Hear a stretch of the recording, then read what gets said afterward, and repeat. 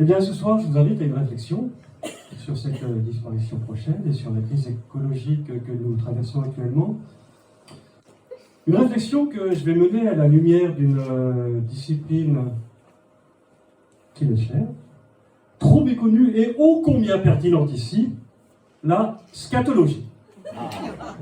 Donc la scatologie, certains d'entre vous le savent sans doute, est la science de ce qui est relatif aux excréments. Du grec scata, la merde, et logos, l'étude, le discours. Voilà. Maintenant que les termes de ce débat sont posés, tous en scène. Caca. Alors, mais avant de me lancer dans ce sujet ô combien délicieux, de m'y plonger, de nous en imprégner, je vais répondre à la question que certains d'entre vous se posent in petto. Alors, fort à l'intérieur, mais pourquoi la scatologie? Eh oui, bonne question, pourquoi? Eh bien, comme vous, là, comme le reste de l'humanité, j'aime en secret la merde. Des bonbons à la crotte de chat que les enfants dégustent dans les bacs à sable, jusqu'à la merde en barre, sur laquelle on se rue dans les rayons de supermarché, l'homme a toujours adoré la merde. Je suis un homme, quoi de plus naturel en somme. Mais ma véritable révélation m'est venue il y a une trentaine d'années. Je me souviens, j'étais assis sur le bord de la plage en Grèce. Un ami venait s'en servir sa 5e assiette de cassoulet au tzatziki raisin de Corinthe. Et quelqu'un lui a demandé, mais comment fais-tu pour rester aussi fin tout en mangeant autant? Et cet ami a répondu, bouchez-vous les oreilles si vous voulez, enfants. Et cet ami a répondu, oh ben c'est simple, je fais de grosses merdes. Je fais de grosses merdes. Et alors, des gens qui font des grosses merdes, on en voit tous les jours sur les plateaux télé. Mais là, il parlait littéralement. Et le fait est que j'ai eu la chance d'admirer quelques pièces de sa production. C'était du lourd. Des bons gros caca bien gras, des beaux étrons tout longs, de la merde alors, des crottes préhistoriques, des selles de mammouth, des fesses calipiges.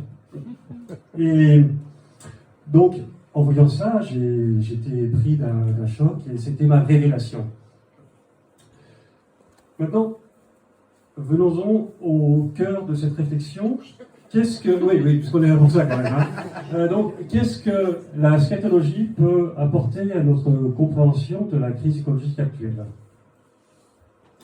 Eh bien, en premier lieu, la scatologie nous apporte l'humilité. Car de récentes études scatologiques ont montré que non seulement la merde était dans l'homme, mais que par un singulier principe de réciprocité, l'homme lui-même était dans la merde. D'après les équations, à peu près jusque-là. Ouais, certains me disent là. Voilà. L'homme est dans la merde. Et là, les sagesses asiatiques l'ont très bien compris avant nous.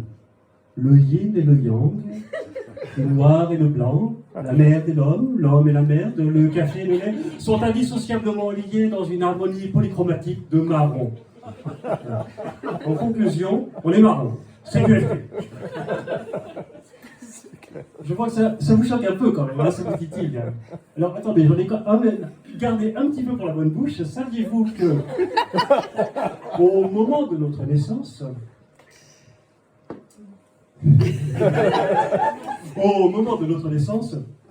les prémices de notre microbiote intestinal sont constituées de traces de matière fécale que nous ingérons au passage du col de l'utérus.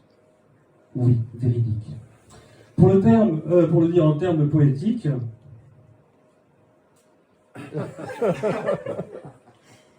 avant même mon premier repas à ma mère,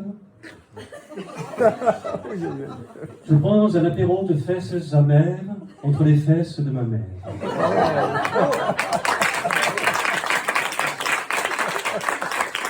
C'est un peu plus ça, hein. Non, personnellement parce qu'il était troué de naissance. Mais mon appétit de connaissance se régale à l'idée de ce festin originel de merde de mère. Voilà, je pourrais continuer pendant des heures à parler de ce sujet, de nous en accompagner ad libitum, ad nausea. Mais simplement, je vais me contenter, en bon scatologue que je suis, de tirer la chasse et ma révérence.